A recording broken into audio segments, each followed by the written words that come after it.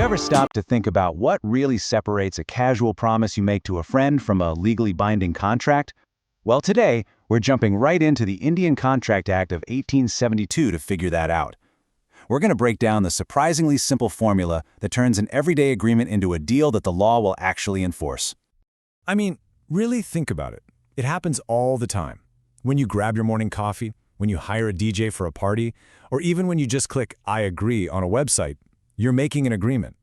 So, what's that invisible tripwire that turns a simple nod into something you could actually be taken to court over? That is exactly what the Indian Contract Act helps us unpack. All right, let's get right to it. At the heart of every single contract is a core formula. And you know what? It's actually pretty simple. But as you're about to see, every single piece of it is absolutely essential. And here it is, straight from the horse's mouth.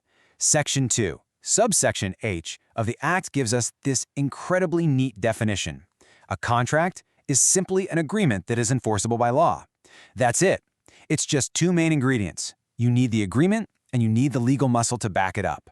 So let's break those two things down.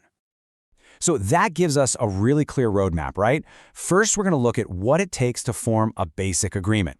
And then we'll get into that second, absolutely critical ingredient, enforceability. What is it that gives a promise its legal teeth? Let's start with that first building block, the agreement itself. This is really the heart of any deal. It's that moment of connection where two people's minds meet and they both agree on the exact same thing in the exact same way. And yeah, just like our main formula, the one for an agreement is also a simple two-part equation. You need an offer plus an acceptance. That's all it is. One person puts a proposal on the table and the other person says yes to it. It's that fundamental handshake that kicks off any potential contract. Now, when it comes to offers, they can come in two main flavors. You've got your specific offer, which is when you make a deal with a particular person, like, hey, I'll sell my car to you and only you. Then you've got a general offer, which is open to anyone and everyone. Think about a reward poster for a lost cat. In that case, anyone in the world who finds that cat has accepted the offer just by doing the act. So an offer's on the table, but just saying yes isn't always enough. The law gets really specific here. Your acceptance has to be absolute, no changes. The second you say, I accept, but can you lower the price? Boom, you haven't accepted. You've actually rejected the original offer and made a brand new one, called a counteroffer. And of course, that acceptance has to be properly communicated back to the person who made the offer, all within a decent amount of time. Okay, so we've successfully built an agreement out of an offer and an acceptance. Great, but hold on. Remember our big formula? That's only half the journey. Now we have to get to the really crucial part. Does this agreement pass the legal test to become enforceable? And the gatekeeper for this test is Section 10 of the Act. You can think of this section as the ultimate legal checklist. If your agreement can't tick all of these boxes, then in the eyes of the law, it's just not going to be a contract. And here they are, the essentials from Section 10. We've already covered offer and acceptance. The rest of these make sure the deal is serious, fair, and above board. For instance, that intention to create a legal relationship is the very reason you can't sue your buddy for bailing on dinner plans. It was just a social agreement. But let's zoom in on one of the most important ones on this list, lawful consideration. Consideration is basically the legal term for what's in it for me. It's the price of the promise, the something for something that makes a deal a two-way street. It could be money, sure, but it could also be goods or a service. And here's a wild part. The law doesn't really care if the deal is fair. You could legally agree to sell your multi-lakh rupee car for just 10 rupees. As long as some consideration exists, the contract can be valid. This all leads to one of the most solid principles in contract law.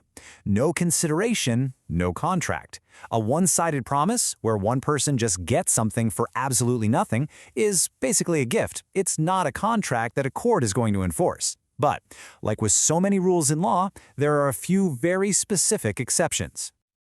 And Section 25 is where we find these special cases. For example, if a promise is made in writing between close relatives out of natural love and affection, it can be binding even without consideration. Same goes for a promise to pay someone for a favor they already did for you, or a written promise to pay a debt that's technically too old to collect. The law recognizes these unique situations are a bit different. So, we've talked about how to build a good contract. But what happens when an agreement fails one of these tests, or when something goes wrong after the deal is made? Well, this brings us to the three possible states a contract can be in. valid, void, or voidable. A valid contract is the goal. It's perfect. It ticks every box. A void contract, on the other hand, is a non-starter. It was never legally enforceable to begin with, maybe because the whole point of it was illegal. Or a contract could become void, like an agreement to ship goods to a country we suddenly go to war with. The voidable contract, though, that's the interesting one. It's like it has an escape hatch for one of the parties. It starts out valid, but if someone was forced or tricked into signing, they have the choice to either go through with it or cancel the whole thing. So after going through all these sections and rules and checklists, why does any of this actually matter? Well, it matters because this legal framework is the precise line that separates a casual handshake from a promise that can land you in a courtroom. Look, if you remember just one thing from all of this, let it be this simple but powerful idea. All contracts are agreements, but not all agreements are contracts. It's so important. You make tons of agreements every single day, but only the special few that pass all those legal tests we talked about, the ones in Section 10, earn the powerful status of contract and get the full backing of the law. So, I'll leave you with a final thought. Think back to the last big thing you bought, a phone, a car, maybe you signed a lease. Did it have a clear offer and acceptance? Was there consideration flowing both ways? Was the whole purpose of it lawful? When you start running your own life through this framework, you see just how important these rules really are. Thanks for joining me.